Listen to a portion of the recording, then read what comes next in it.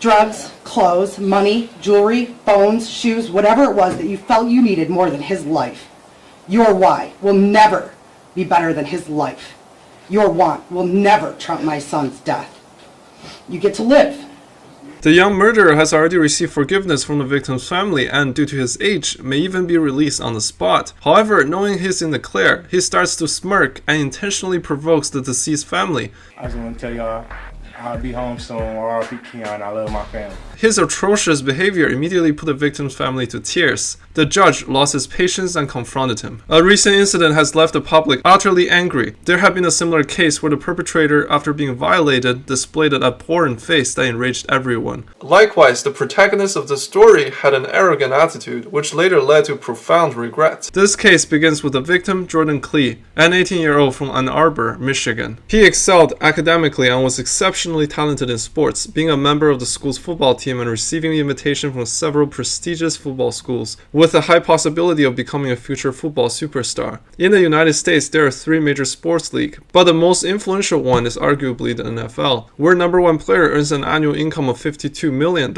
beating LeBron James and Curry. With luck and much hard work, this also illustrates the bright future awaiting Jordan Klee. However, his bright future was abruptly halted when he encounters 3 delinquents on October 4th, 2016. Returning home from school training, Jordan was wearing expensive sportswear and sneakers on the street. He encountered 3 individuals, Danta Wright and Delreno and Jermarius. These 3 are troublemakers, known for brawling in the community. They took a liking to Jordan's sneakers and attempted to steal them. Naturally, Jordan resisted. Unexpectedly, Danta suddenly pulled out a gun and shot him in the head without hesitation. Jordan died on the spot, while the 3 quickly fled the scene after taking the valuables. Jordan's body was later discovered and the police were notified. The case was straightforward, with surveillance footage available leading to the swift apprehension of the 3 perpetrators. Delreno and Jermarius were swiftly sentenced to 15 to 40 years as adults. However, Danta, the shooter, had a peculiar circumstance due to his age at the time of the crime. He was 17 and not yet an adult. Everyone understands this, so Jordan's mom decided to go with the additional procedure in the US legal system called a plea bargain. For underage offenders like Danta, a pre-trial hearing is held before the court session. In this pre-trial hearing, only the judge makes a ruling, which is advantageous for the defendant. As long as he shows remorse, repentance, and doesn't spout nonsense about reoffending, coupled with the forgiveness from the victim's family, can generally lead to life sentencing. It's quite light, but no one would have expected Danta to go absolutely over the board. On June 26, 2017,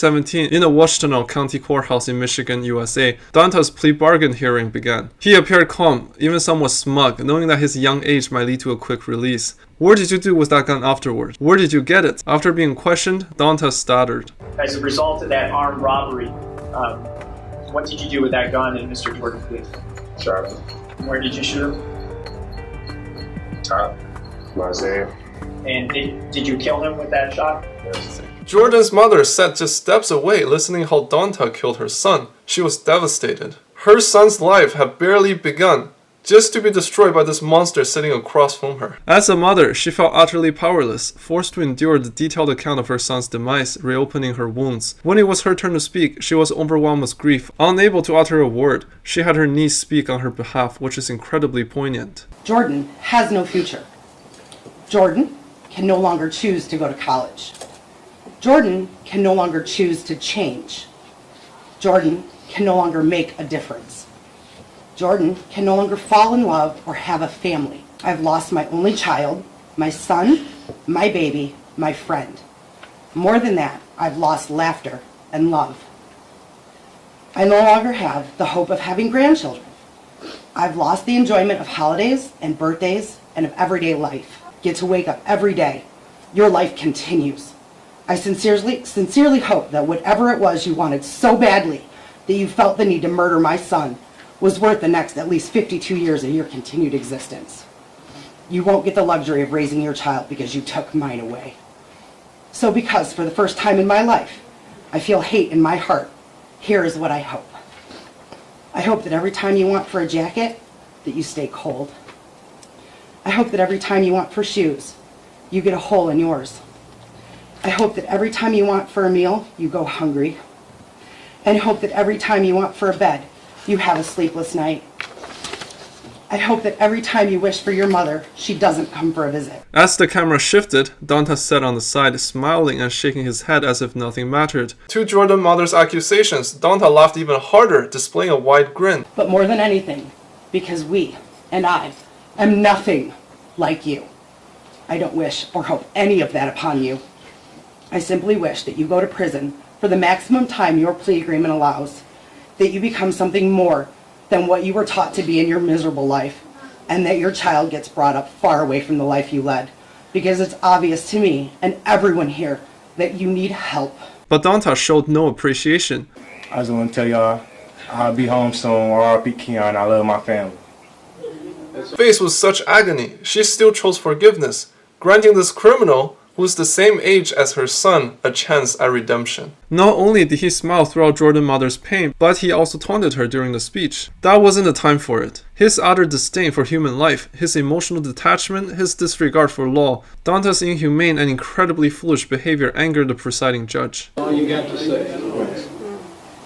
You know, I have never in 23 years approximately ever not accepted a sentence agreement between the parties because it's bargained for, sentenced by the parties. But watching you sit there, smile and laugh and shake your head like this was no big deal, I'm very tempted to just say, I'm not going to accept this sentence agreement. We'll go to trial, and if you're convicted of felony murder, you'll go to prison for the rest of your life. That means you'll die there. The judge's change in demeanor left Danta utterly bewildered. 3 sentences from the judge almost condemned him for a lifetime. Many commented that this is what the law should be like. It's the countless cases where age has been used as an excuse that emboldened this brat, that drove him to wield a gun, to take a life, to dare to defy the law in court, unrepentant, and even mocking the victims. Danta's life took a 180-degree turn due to his recklessness. He was baffled, quickly seeking his lawyer's help. The lawyer tried every trick, explaining that Danta had no malice. He's a kid who's just frightened.